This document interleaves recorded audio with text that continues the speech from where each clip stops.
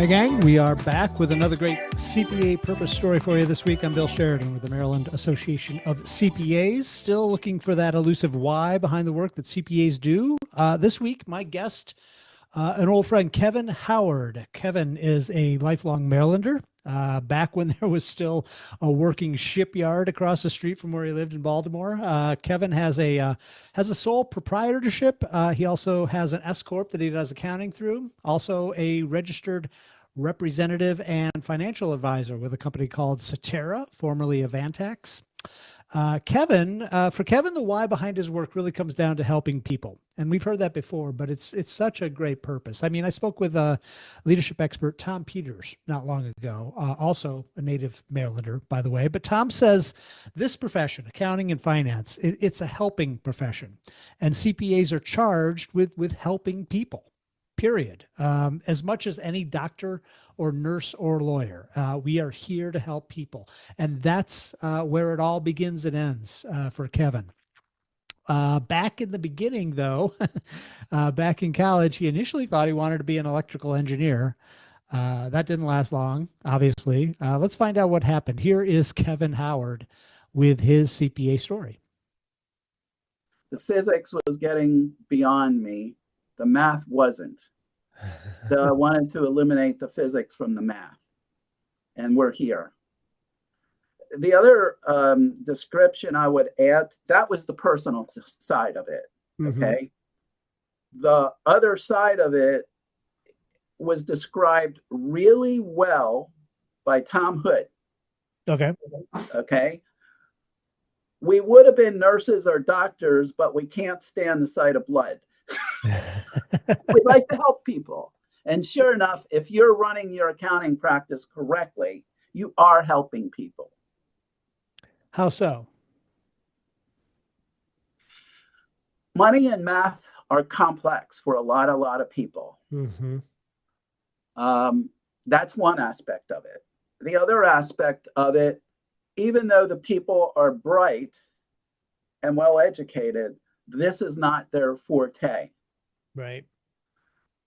The other last part of it, I'll say, is over the years, I've had 3 or 4 CPAs as clients. And every one of those CPAs worked in another branch of accounting, picture nonprofit, et cetera, et cetera, et cetera. There's a million of them. Yeah. When I used to work for a nonprofit, I hired an outside accountant. Okay. So those are the reasons. Does that answer your question? Yeah. You know, I was talking with somebody about this particular question about why, why they do what they do. And they made the point that personal finance, just money questions, it's a very personal thing. It means a lot personally to each individual person that you're talking to, for any number of different reasons, but it's a very personal thing, and it requires you getting to know these people on a really deep level, in order to help them, accomplish what they want to do. And I think that's a really kind of interesting aspect about this profession, is how deep you have to go in order to help them achieve their goals. Well, I'll ask a question. What activities have you found in your personal life that did not require any thought as to the money? Very few. Okay. Very few. I'm telling you right now. I mean, it all comes back to that eventually, Yeah. Even if it's something apparently unrelated, like, I don't know, personal habits or where you live or any of that stuff, how does it get paid for? Yep. Absolutely. So I agree with you that there's, when it comes to the money, chances are I know as much or more about the underlying individual than their doctor does. And you laugh, but I think that's probably true in a lot of ways. Yeah. I have a client right now suffering from a terminal illness. Okay. Yep. I'm as close and involved with that family in some ways as the doctor is. Hmm. I don't want to say I'm doing anything medical. That would be not correct. But while the person is suffering from their illness, they're also trying to get their house in order, That's so to right. speak. That's right. So I am assisting with all of that. I have a personal relationship with everyone. I find that with accounting and tax and financial advisory work and all that, one is about as close to the client as you're going to get. Yeah. Okay. They will tell me things that they want to achieve and not tell anyone else. Hmm. Their doctor, their therapist, whatever. And it's obviously all very, very personal, which is one of the great skills in this business is keeping one's mouth shut That's right. appropriately. Right. Okay. So that there's no doubt law enforcement comes, you spill the beans. Mhm. That's right. You're having a casual conversation at a cocktail party, you keep your mouth shut or you comment on how good the liquor is. You ask a good question and then just shut up and listen to what they're telling you. Yeah, Yeah. exactly. Yep. And frankly, in a lot of cases, doing the work itself is fun and interesting. Again, if you enjoy math and rules of play or whatever you want to call it, that makes it fun and interesting. Yeah. Um, Well, what do I've you? learned an awful lot from my clients involved in 1035 exchanges. Hmm. Okay, as an example, it's just one example. There's a million behind that. Yep. Okay, so I learn, I get to practice, um, and at the same time, I keep my relationship with my client and stay close. And that's just fantastic. I mean, to have a job that allows you to do all of that is, I mean, what more could you ask for? Um, I mean, what do you love most about being a CPA, Kevin? What's most gratifying for you? Literally, what I just said, Hmm. the knowledge that I've helped somebody. Yep. Okay, and sometimes it's just the exchange of the tax return. They pay the bill, they go on. But as I said, sometimes after doing that the fifth or the 100th time, it actually gets really apparent that you're helping somebody deal with a situation.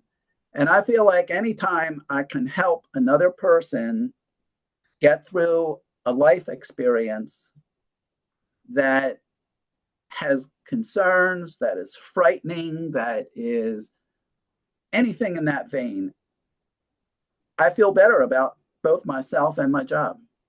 That's great. That's a great way of looking at it. Well, if you were, sitting down across the table from like a high school or college student, somebody who's struggling to figure out where they fit in or what they want to do, I mean, what would you tell them about accounting? Two things. If you think accounting sounds boring, you're hearing things that don't exist. Maybe you ought to go talk to a shrink because it's imaginary. The field gets stuck with that. And sure enough, I'm old enough to remember working in organizations with green bar paper. Yeah, yeah, yeah. I was right on the transition between green bar paper and computers. Yep. Okay. So I know both sides of it. And I understand that old stuff can feel sort of boring, but it isn't. If you think you're going to have a more exciting career as a counselor than an accountant, the only difference is the math. Hmm. Hmm. So if you've got those skills, you will be as close. You will, there won't be any dull moments. Yeah. Okay. As any more than there are in any other field. In any field of making a living, you're going to be taking the trash out. Yeah, well, yeah, it's true though. I mean, and your point about people thinking that this is a boring field or it's all about just crunching numbers and yeah, there's a certain amount of that, but the exciting stuff comes when you start looking beyond the numbers. I mean, what's the story that the numbers are telling you? And how can you how can you affect that? That's when it starts to become really kind of interesting and exciting. You and I both know that within the next 10 years, manipulating numbers is going to be the smallest part of this job due to Hmm. AI and That's other right. developments along that line. Yep. Okay. And with that is going to become a more and more important part of the job is making sure, first of all, that you feed the numbers into the AI correctly. Hmm. Garbage in, garbage out applies to AI as well. It applies to computers as well as it applies to any system. Okay. Okay. Even if we're going back to green bar paper, okay, you go to enter a bill, you enter it incorrectly into your accounts payable ledger, and that's going to come out on the general ledger and the profit and loss and all that kind of stuff. You know, if it's a $10 error, big deal. That's in the rounding. Right. If it's $1,000 error, it depends on the size of the organization. If it's $1 million organization, I'll stay with the second thing. It depends on the size of the organization. Yeah. Yeah. Yep. You're absolutely right. So, first of all, going back to your question, what's going to happen? We're going to be more and more careful about feeding in information, however it gets fed in, documents, whatever. Hmm. Okay, controlling that, controlling what appears to be the end result, and making sure that that jives with the information you're feeding. That cannot be done by AI, Right. at least probably in your or my lifetime or Right. this century. Yep. Now, the only thing I can tell you is that usually I'm wrong about these things. I predicted with a bunch of friends, maybe 10, 15 years ago, that within the next 10 years, the government would require us to file these tax returns electronically.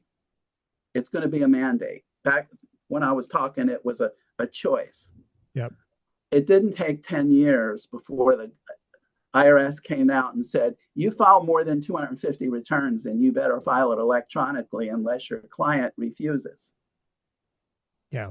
So, as I said, I'm always wrong about these things. It usually takes a lot less than my prediction. Great stuff there from Kevin Howard. So glad he could take time out of his busy schedule to be here today.